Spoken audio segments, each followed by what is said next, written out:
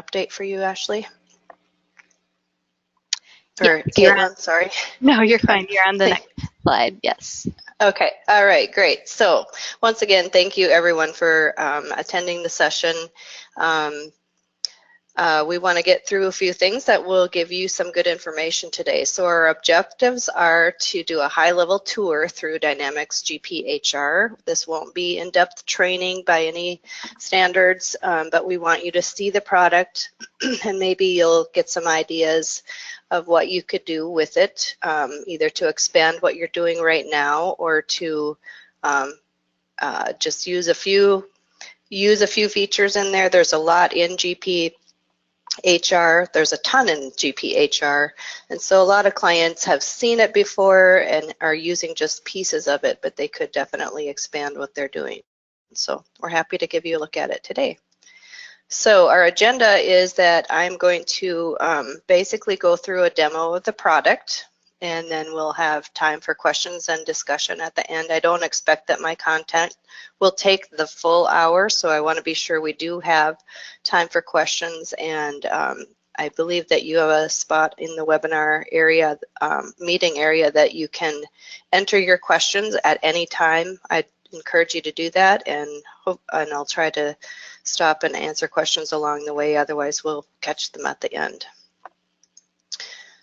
So just a little bit of introduction. Caitlin did kind of give you my background. As she mentioned, I've been working with GP for many years and was a customer prior to that, so I kind of understand the pains of our customers and have seen a lot of what other customers are doing too, so I have lots of ideas that can help people out of the box. And so I specialize in the payroll and HR area, and love to work with it, and love to help you overcome any challenges that you have in wanting to make this software fit your needs.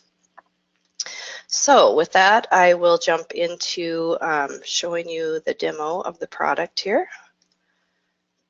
Excuse me. Okay, so for those of you that have never seen HR, I guess I didn't ask the question is about whether you're not a GP user or not, so I'm going to assume that everyone has at least seen GP before and not really go into much of the actual basic navigation of it.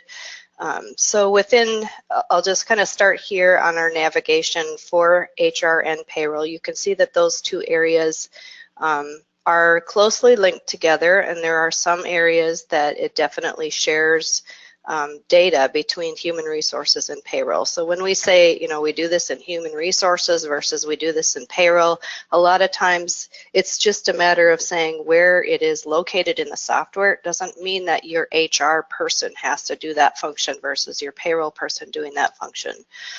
It will work great to be able to work closely together in those two departments. I know a lot of times that isn't always the case, but in your software, to try to eliminate duplicate keying and things like that, there are going to be some areas where you're actually sharing data.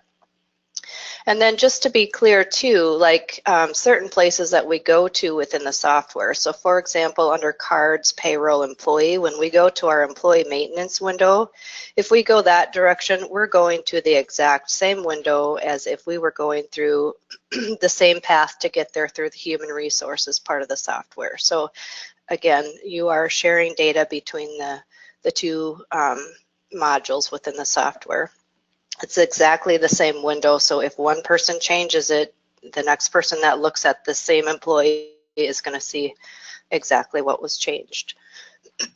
So the human resources module of GP is really designed to track information from the time that an applicant walks in your door through any information that you want to know about that applicant. Gives you an option for a hiring process, and then of course as we have the employee, then we have the life cycle of that, where we need to track attendance records or benefits and all kinds of other things about employees, as you can kind of get an idea for on this list here, and then all the way through the termination process. So let's just take a quick look here in the applicant window. I've got my sample applicant in here for Linus, and I've got a few other applicants in here, Charlie Brown and Snoopy. So there's a lot of demographic data that you can track about an applicant. So we don't have to enter all of their information every time they have an application. And I should make clear kind of up front that this applicant feature, it's not an online web interface at all with this particular product. There would be ways that you could have a web interface and then do an integration into the applicant window with Scribe or some other tool that you could do that with. But GP out of the box, the standard product, standard setup, it is a within GP install window. So if you were just using the standard product, you would have people fill out applications, and then you would have somebody basically data enter or import somehow the data into GP. So you can see on the left side, and I should make one other comment about that, is that we do have a couple of external companion products that have an applicant, a web applicant interface within them. So if that's something that you're looking for, we can make the recommendations. My Staffing Pro is one of them, and there's another one that I have just been learning more about lately, and I'm sorry the name of it is slipping my mind. If anyone on the call thinks of that, let me know or raise your hand so we can just call that one out as well.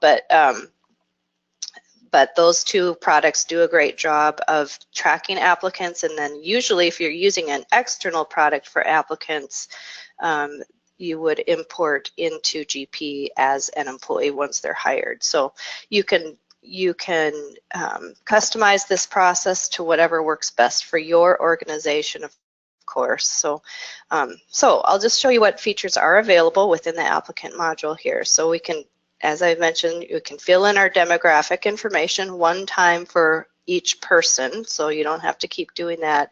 And then over on the right side, you can see the number of applications. So every time that person comes in, I can create a new application and fill out at that time what they're applying for. And I can give this a code scheme down here. This allows us to change this to whatever we want. There isn't a real set meaning in here, so you get to choose as a company, excuse me, what this field means here. You can do anything you want with that. You might want to just make sure that it's a legal thing, but it can help you categorize applicants. So, and again, you've got also options up here on the top right area, excuse me, where you're choosing from your different organizational components. And you can use a requisition process here. I'll just zoom to the setup level of that so we can see how you can put requisitions into the system and show where you're posting it internally or externally, or who the recruiter is, who the supervisor will be. I don't have a lot of data filled in on some of these windows, but you kind of get the idea of what you could do with it as far as tracking information. And then if this were a position where I had so I need to hire several bodies, I can put in here, you know, how many positions I have available. And then as people apply for this specific requisition, you're going to see the number of applicants here incrementing, and we can zoom here to a list of who those applicants are. So everybody wants to be president here. As you have applicants, you're going to see that number go up, or as you fill the positions, you would see the positions available go down to 0 if you had multiple positions in there, and then it would change the status to closed when all of the positions are filled. Okay, also right off from this main window here, you've got extra fields available. Go ahead and save my changes, and I haven't labeled any of these, but you'll see this throughout GP in case you're not already familiar with it, that there's several levels within the HR part of this software that have 25 extra fields available. So we've got 25 fields that we can label and use here at the applicant level. We've got 25 fields at the employee level, at the department setup level, the position setup level, and I think division is the other organization component that has extra fields associated with it. So whatever kind of reporting you need to do and track based on any of these things, we have a way to label those fields, and then obviously they can be added to reports as well. Okay, also right from the applicant window, we can use the go to at the top. This is our shortcut. So we're basically seeing on this palette here the things that are on our menu item that I've got showing in the background here. So the advantage of staying in the applicant window and using the go to these other windows is it takes my person right along with me. So I don't have to keep searching for my person on every window that I open. That same type of feature is within the payroll side too. So for those of you that are considering payroll, we're not going to be doing really a full demo on the payroll part of the product. You'll see a little bit of it today, but not a full demo. So if you really are considering bringing the payroll in-house to GP, we would want to show you the payroll features in a separate time session. So things that you can track with an applicant record, you can track the costs associated with this requisition. So if I put in maybe that we had to pay some travel expenses for Linus, and maybe we had some hotel in here too, other things, those will all add up into the total requisition costs. So we can see for this requisition one that's looking for a president position, we can be able to track the total cost of hiring for that position. That doesn't tie into the accounts payable or anything else with GL. It is just a place to track that information for information purposes only. So in the education window, I'm just going to click over to another applicant here that might have a little bit more data. So Snoopy's got a degree. We can put in anything we want. These are all text fields, so we can fill in however we need those records to be tracked there. And then you'll notice too on many of these windows, you'll have note icons where you can attach things like you can attach a transcript or something with that education. So I'm going to just go right here and jump back to Snoopy because I've got a little more data on him. I'm going to come back to the hire process at the end. If we want to do interviews, we can set up an interview at the setup level, and here's an interview here that we've done. And we put in categories at the setup level. So again, we would start with, I'm zooming backwards to the setup level. Generally, if you're implementing this, you would start with setting up the setup level and designating what types of things you want to track on those interviews. So you can put any category in there that you want, give them a weighting factor. You can reorder the items in here. You can create many different lists of interviews so that you can have different categories based on the type of person that you're interviewing or the position that you're interviewing for. So you can make this all as complicated or complex as you need it to work well for your system. So again, this isn't an online section, but you would be able to, if you wanted to give some supervisors or things, if you want to give them access to specific windows so that they could fill in their information directly on that form as they're doing the interview, you could do it that way. Okay. So if I go down on my list here, also we've got offers. So we have a way to create an offer letter to the candidate. We can say what position, when we're offering them a start date, a reply by date, and I think I do actually have an offer letter filled in here. So we can say what their salary would be, who is the HR manager or the person that's extending this offer. We can list which benefits we want to include, and then there is a letter associated with this window. So if I hit the print button here, I'm going to get just a canned letter, which this can be edited in Report Writer. If you don't like the wording of it or whatever, that can be edited. Okay, and you can have multiple offer letters also to the same candidate. So you can have as many in there as you need to do that for. References, another just a simple window where we can track as many references as they have provided. Just fill in our reference name and relationship information, and then it gets inserted down into the bottom here. So we have a list of all the references at the bottom. And again, you've got a note icon that for each reference contacted, you could put in your notes of what you learned from that reference. In the skills and tests area, these are two of the areas that also will transfer the information over if you hire the candidate. This is shared between the applicant and the employees within GP. So we get to set up back at the setup level, we get to create our list of skills and our sets of skills, and we can put in what's required. And then we can enter what this candidate possesses as far as skills. And then we'll have a skills query option so that if we're looking for a candidate with specific skills, we can query our database, either applicants or employees or both. So it's kind of nice if we have something coming up where we need a specific skill, we can see who we already have on staff for that, or we can look through our pool of applicants.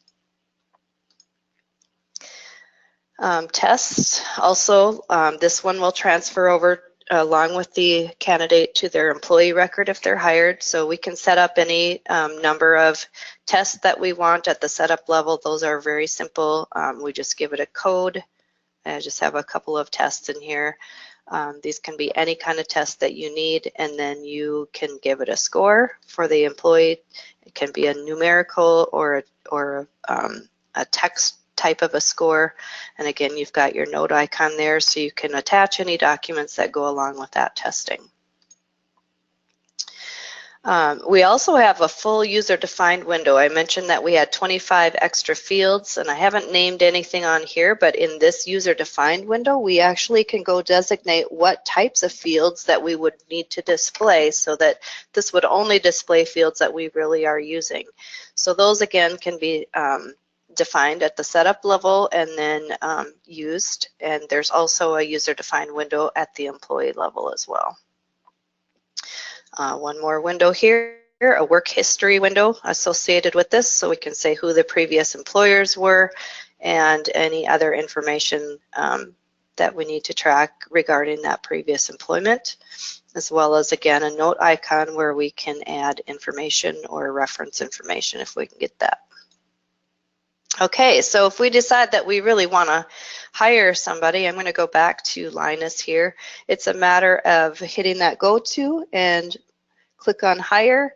It gives us a little window here where we can say what our next employee ID or what our employee ID number is going to be. We can verify that we've got the right values here for any of the organizational components that we want to track, give them a hiring date, and save the record, and then it will ask us if we want to finish entering the employee-related information. So you can see how that just transfers that information and saves us double keying this person again.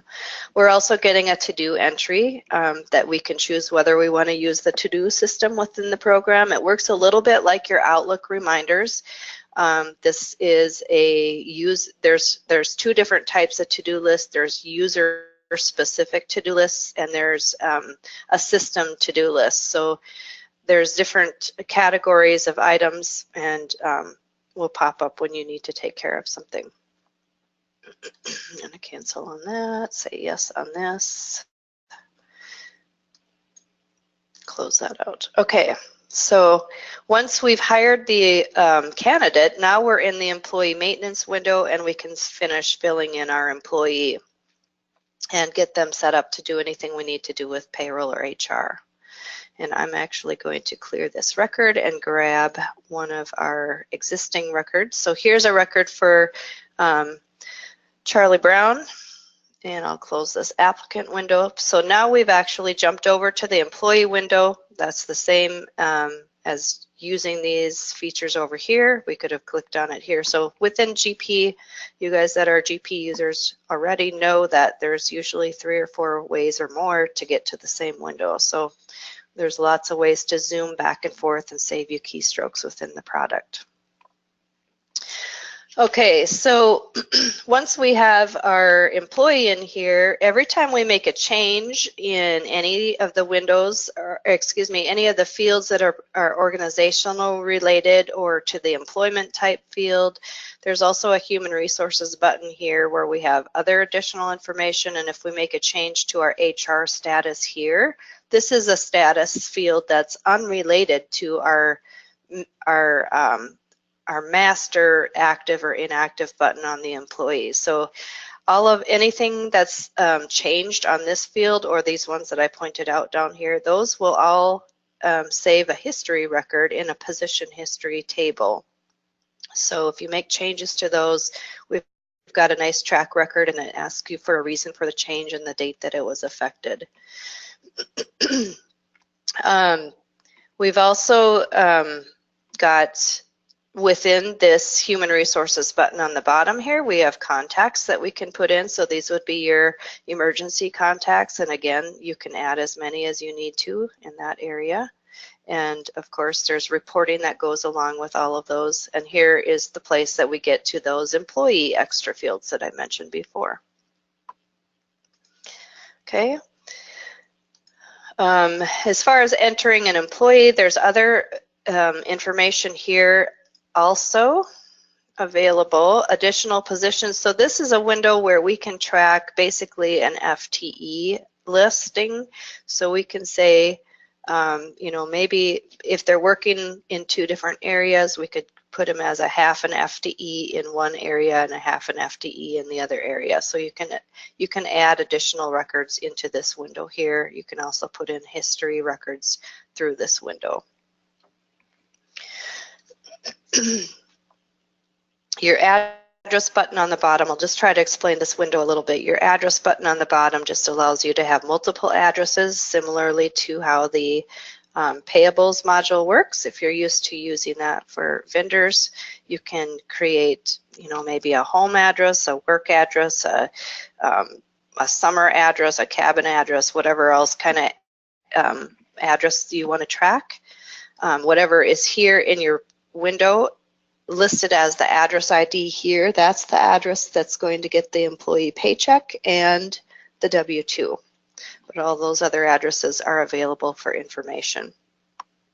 We also have an additional information button here where we can enter birth date, gender, ethnic origin, and these other things. So those are more payroll related, but whoever is entering that initial employee, really you probably would want them to have access to all of those things. So you're getting as much filled in on that employee initially as possible.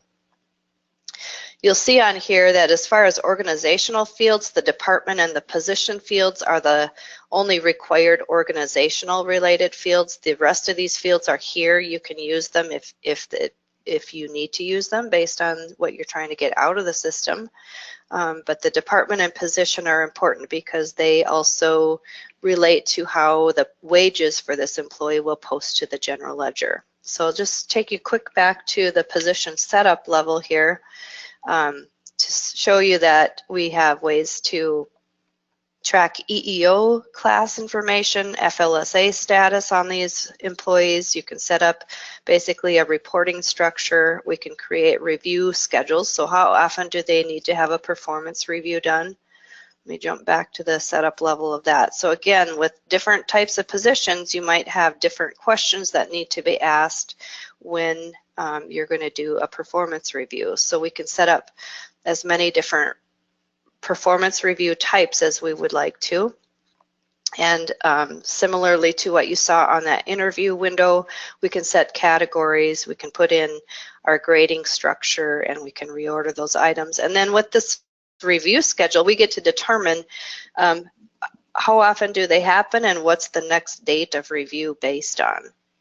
So we can decide, do we want a schedule of, you know, are they going to get a review at 30 days? The way we've set this one up, they're going to get a review at 30 days, another one at 90 days, another one at 6 months, and then at 12 months. And then if I scroll down on here, you'll see it's going to go every year after they've hit the 12 months.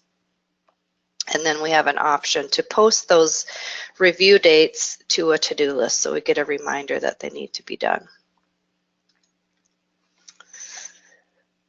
Okay, Ashley, or Caitlin, sorry, are there any questions so far that I should stop and take a quick look at?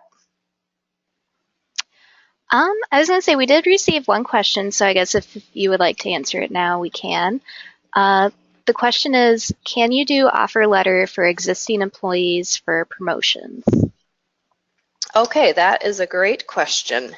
The offer letter feature within applicant module is only available from the applicant window. So if you want to offer to an existing employee, they would need to be set up as an applicant. That's a very good question. And there are reasons that you might want to set up an existing employee from an applicant. We'd want to think through all the way what you want to do with that, but you definitely can put your employees into the applicant pool.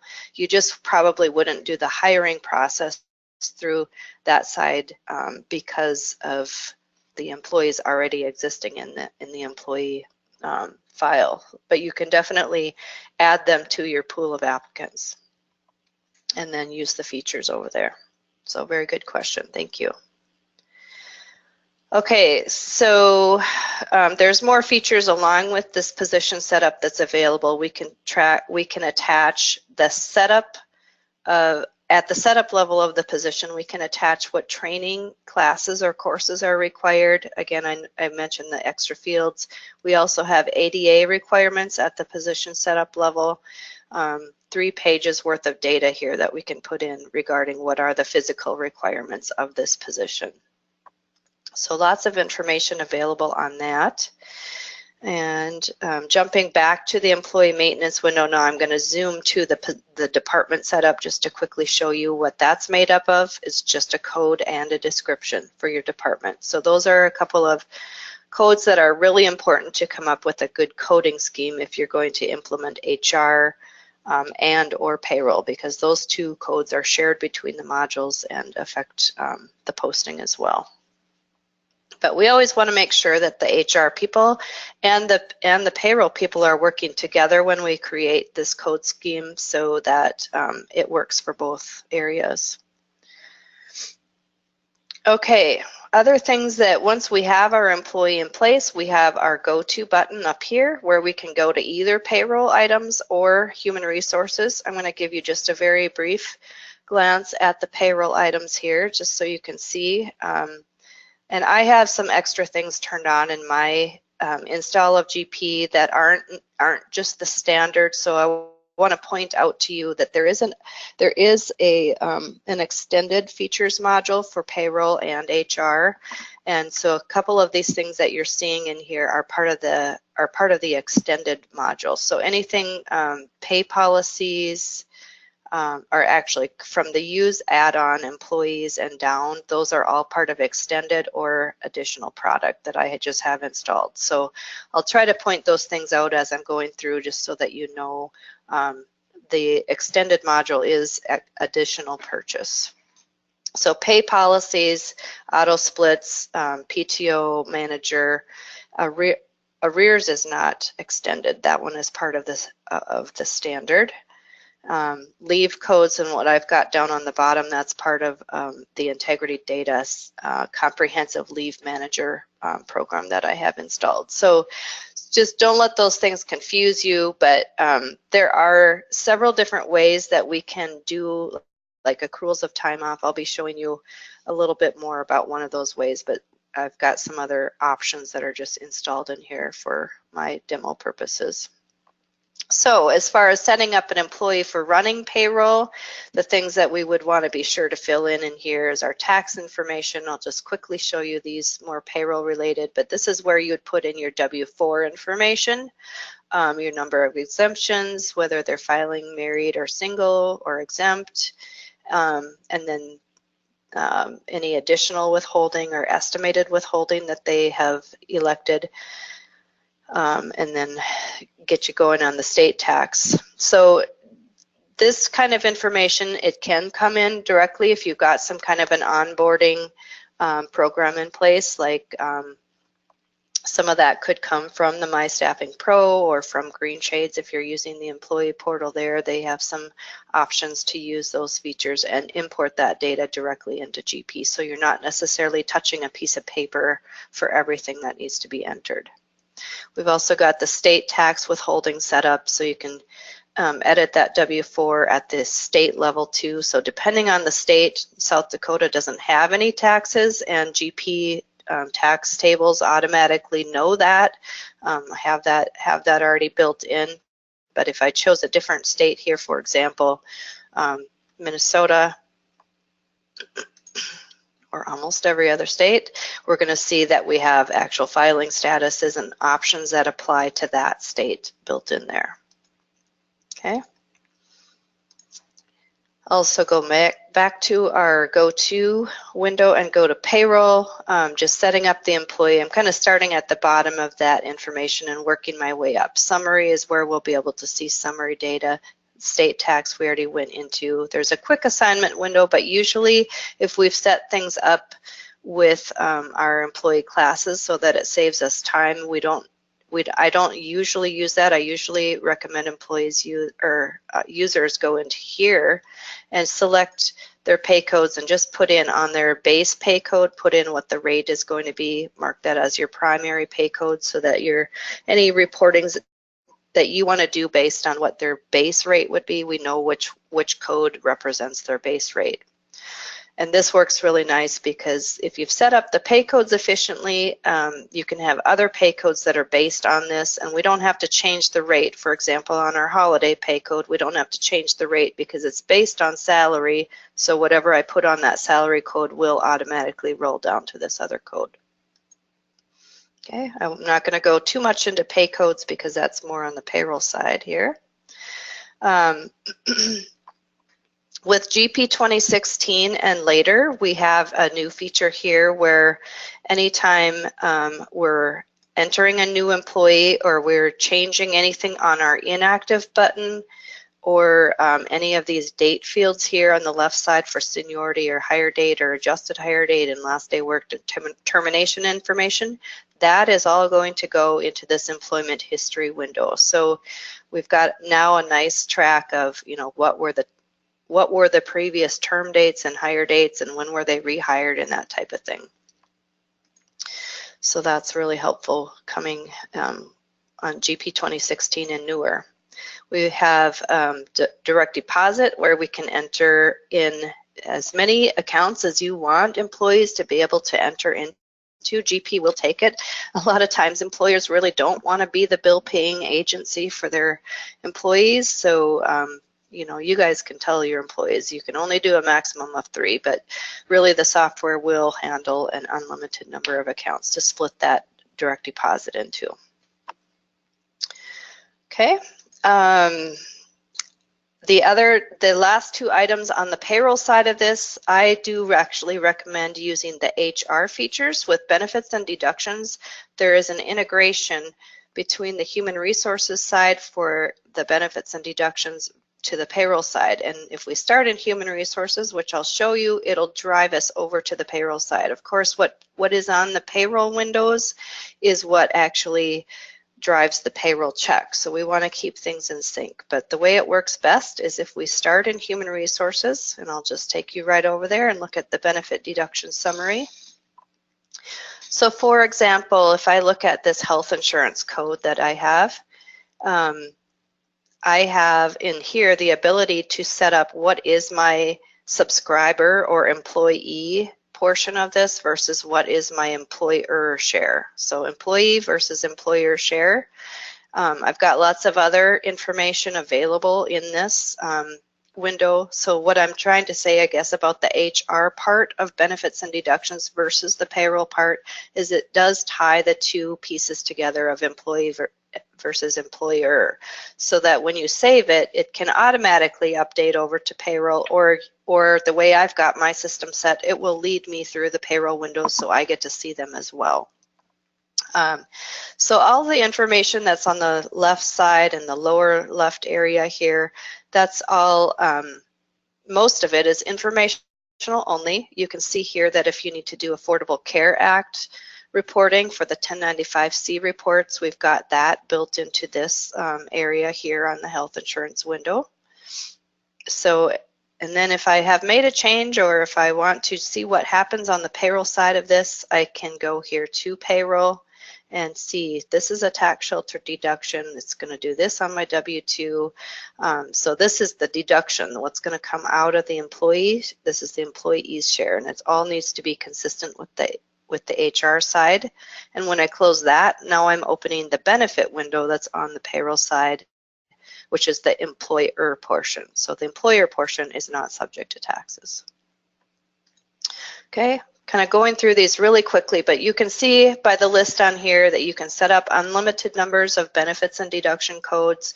There's also a way to do the reporting for terminated employees on benefits and deductions. You can add dependents and beneficiaries on those. I won't go into those a lot, but just for you to know that there's different types of codes.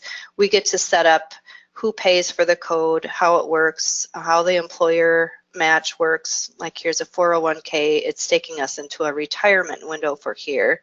So we can change the employee share on this, and on the payroll side you would see how the employer match could be, you know, for example, 100% up to the first 4% is 100%.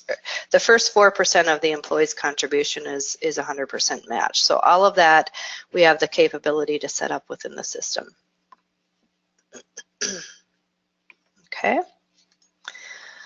All right. So I'm going to jump more into the HR features of this employee now.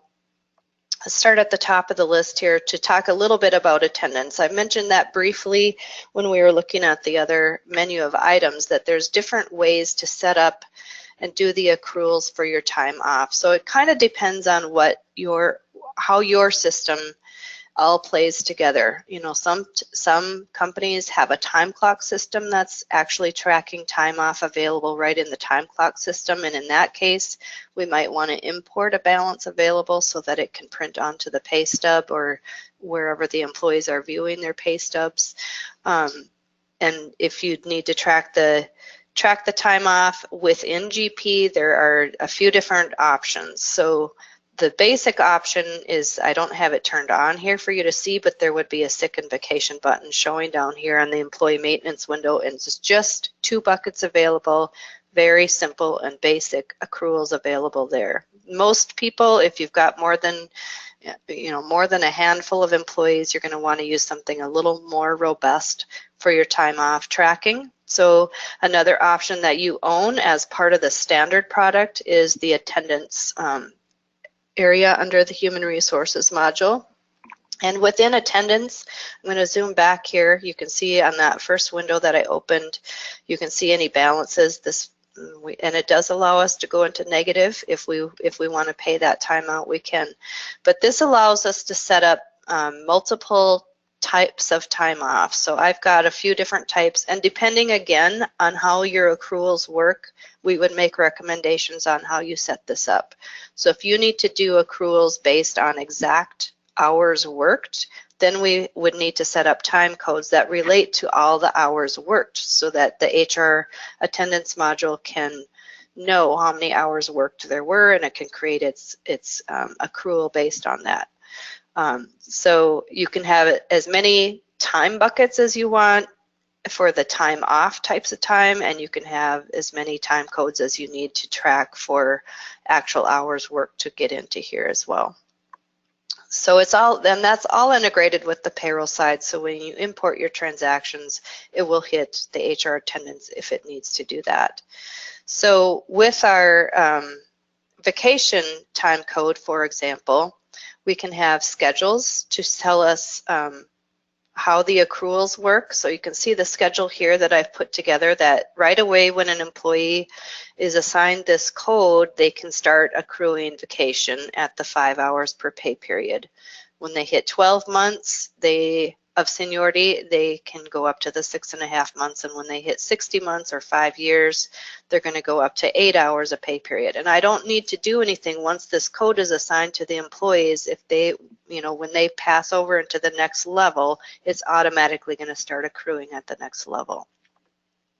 And we need to, at the setup level, put all of these schedules together based on what your plan defines. So here's an example of the third level of the schedule. We can tell it how often we need this to accrue, how many hours, what the maximum is that they can have in a calendar year, what the maximum is that they can have in their account at one time, and what our accrual period is. So these options change a little bit based on what you choose here of how you're going to accrue. So really, this is a much more robust system than just the basic GP sick and vacation buckets. But there are still some limitations to this. So if this doesn't quite cover your needs based on your company's plan, then we would recommend there's a couple other options out there that we use very frequently. So that I won't go into too much, but it just know that the decision on what works best for you is going to be based on what your plan looks like, and we can help you evaluate that. All right, just make sure that I'm covering everything I need to here. So kind of going down this list a little farther here, and looks like we're doing good for time. We have about 13 minutes left. Okay, so combined history. This is a window where you can see anytime you've made changes on this employee maintenance in those specific fields that I pointed out earlier, you're going to see those changes land in this combined history window. Also, if you make changes to the pay codes, you're going to see changes in or records written into this earnings history. So every pay code is listed here. I do recommend a smart list or another report where you might be able to do a little bit easier querying than just what you can see in this window, but you do have a visual here of what's being saved when things are changed.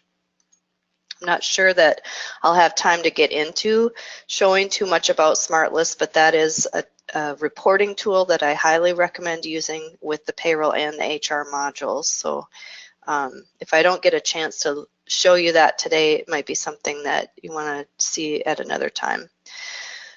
The HR other items on here are all pretty quick to go through and pretty self-explanatory when we look at them. The dependents here can be listed, unlimited number of dependents.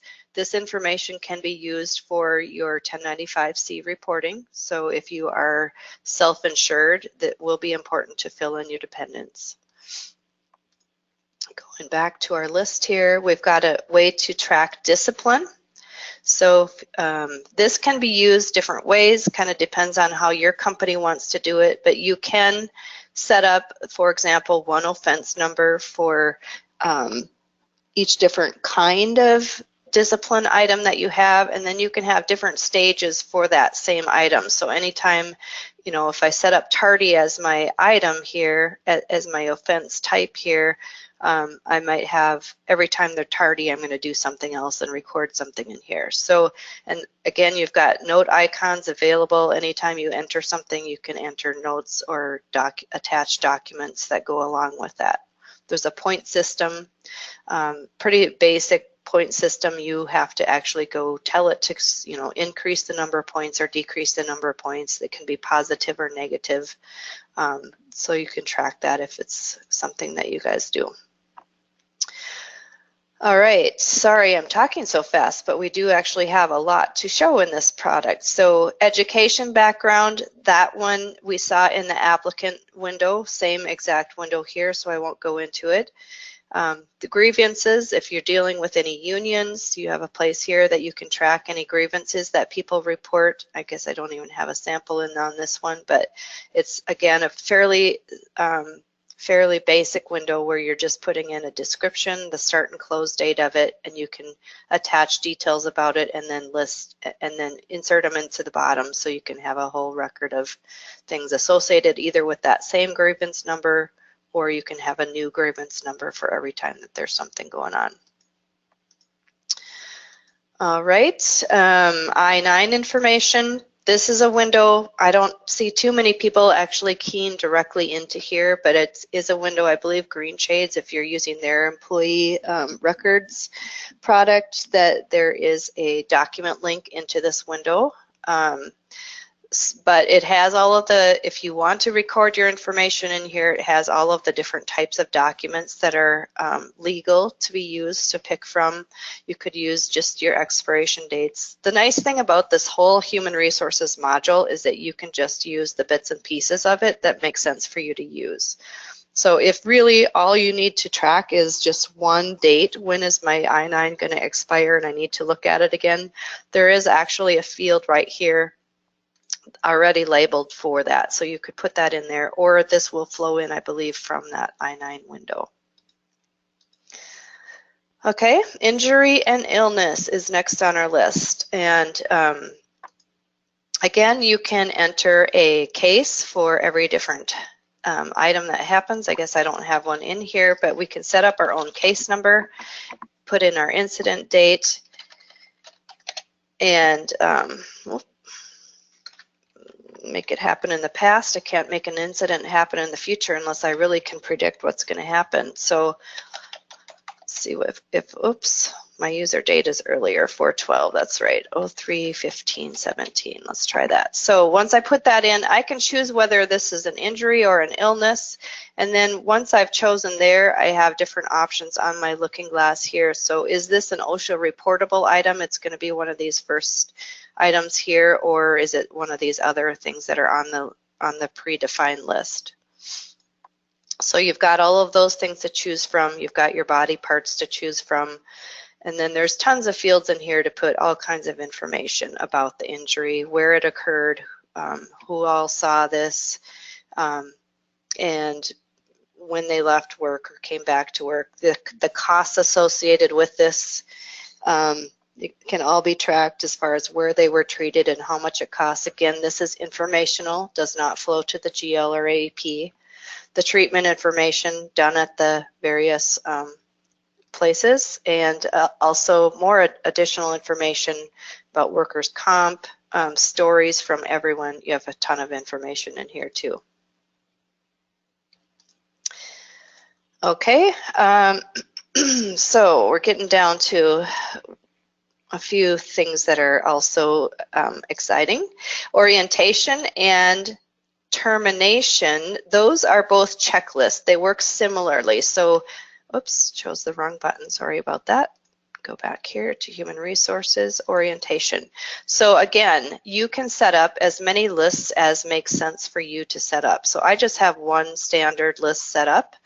And I can put in the items that need to be done for a new employee. And remember, our termination checklist works very similarly to this. So we can set up a different list for different types of employees, and add, at the setup level, we get to add the items that we want at the list and reorder them to the way we want. Okay, so termination and orientation work very similarly to that.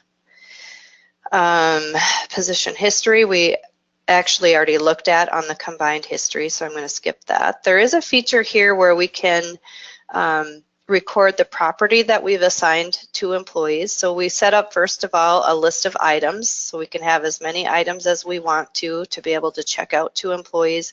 We can see here if it's available to check out or not. It can be serialized numbers, and then in here we'll assign the property to the employee, so we know if they terminate what we need to collect back from them. All right, reviews we did look at a little bit. I think we did actually look at this. So on the employee, again, you're going to just choose what date you're doing a review, the list of review questions that you're using. You can put in your scores, your notes about them, and then it'll give us a spot here too where we can put in what is the suggested change that we're going to do with their salary and what is our next review date. And this is going to calculate based on the setup and how we set up that schedule, but we can override it here if we want to do that. All right. Skills, and skills are same as what we saw on the applicant side. Termination we've talked about. Tests are the same as the applicant side. Training, I'm not going to go into this window too much either, but we can set up different classes and courses, and then we can go into enrolling, who's enrolled in a class, who's required to take a class, who has completed a class, and if they've completed it, what are the skills that are associated with that class that they completed. So we have all of that track. And there is additional information available for the training section in the extended module for HR and payroll. There's additional information that can be tracked and additional features for certifications, licensing, health and wellness. So that's all part of the extended HR and payroll. So if you have more complex needs in there, then we would want to take a look at that module as well. So we are getting down to the bottom here. Transfers, so somebody did ask about giving the offer letters to employees. This transfers window is a place where you can track sort of like an applicant window, but you don't have the same querying ability like you do if you put the person in as an applicant. So this is basically a window where you can track if an employee comes in and says, hey, I'm interested in this other position in this other department. It's just a way to record that they have come in and asked for that position. So if you do actually change them to that position, this does not have an automatic transferring feature along with it, but it's just a place to have the information of what they're interested in. And with that, we're kind of down. There's one more little window here, the union window. If you are dealing with unions, hopefully you're not, but unfortunately that's real life for some employers. So you can set up as many different unions as you need to and track for each employee what the contract number is and the effective dates and the union dues. Note that this union dues field doesn't really tie directly to the human resources benefits and deductions area, but it's just a place to informationally track that. So with that, that's kind of just, you know, a base quick view at the human resources features, and I'm at the end of my list. So I hope you have learned what you were coming here to learn today, and if there are any questions, I would be happy to take those now. Great. We do have a couple questions that we received. So the first question is, what version of GP are we looking at? We were looking at this demo on GP 2016, R2. Okay. And then the second question is, we are using Microsoft Dynamics GP 2015, and I see an available reports option on the employee maintenance screen. Is that new? I do not believe that is new. That has been there, and it's this one right here, assign reports. Actually, that's not a feature that I can even tell you too much about right now because I haven't used it a lot myself. So it looks like it takes some setup to get some report assignments in here, and that's more of a standard GP navigation option even, so we can get some more information and send it to whoever asked that question. Okay, great. So it doesn't look like we have any additional questions. Oh, actually, sorry, we just had one more come in. You were going to go over labor accruals? Oh, okay. And it looks like whatever I clicked here is still trying to select something. So labor accruals isn't part of the standard HR. It is part of the extended human resources and payroll. Labor accruals are, if I'm understanding the question properly, labor accruals within GP is a way to create a journal entry that basically is like an accrual of if part of your pay period was within 1 month and part within another month, it helps you create that accrual entry to get the wages into the correct month. Because when you run payroll checks, you're posting the entire check run into the month that the check was dated. So that's what one of the things your labor accruals process can help with, but it is part of the extended module. Good question. And let me know if that wasn't really what you were asking. Yes, she had, she's asking if you can show it. I don't have anything really set up to show with that right now. Let me just see if I can see here. And yeah, and we're at 12, so if anybody needs to drop off, I think this is being recorded too. So, right, Caitlin? Yes, this is being recorded, Okay. and afterwards we will be sending the link to everyone once it's uploaded. Okay. So let me see. Here's my calculate leave accruals window. There's a little setup, excuse me, wrong window. That's leave accruals, not accruals. That the payroll accruals, I think, is what the question was. So here's where we set that up, and then we first of all would go into our accounts to accrue, and I have just a very, very simple account list in here, but it's asking what are all my payroll posting accounts and which ones would I need to accrue for. So first I need to designate those accounts that I would choose to accrue for, and then after a payroll runs, I would see, based on the dates that I choose, I would see my different audit trail codes. I would choose what I need to accrue back into a previous month, and it will create a reversing entry for me in the GL. So that's a quick way about that. So these other accruals, if you were talking about time off accruals, I talked about the HR attendance module and that there were additional third-party products to do that as well.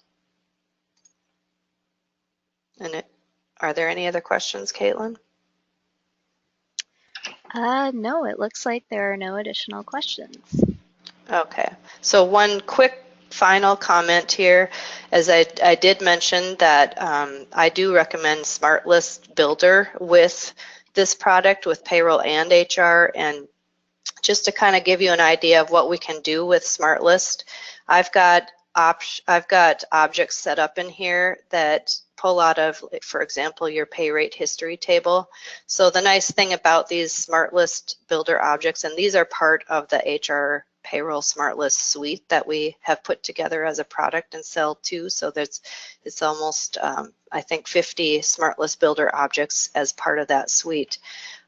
So this is one of them that's in there, the employee history pay rate changes and the employee history status changes. So I can easily query through this for one employee and see what all the changes are. And I could restrict this to show just their primary pay code, so I'm not seeing all of those other pay codes in here.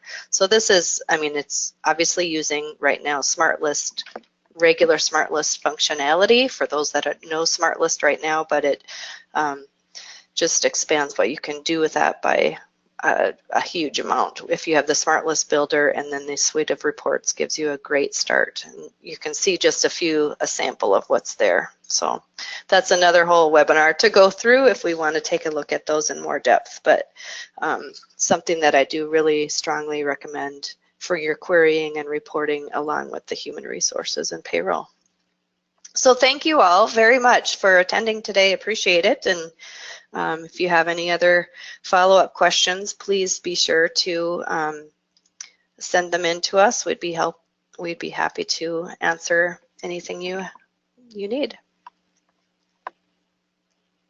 Yes, thank you all for attending. And like we mentioned before, I will be sending a follow-up email with a link to the recording.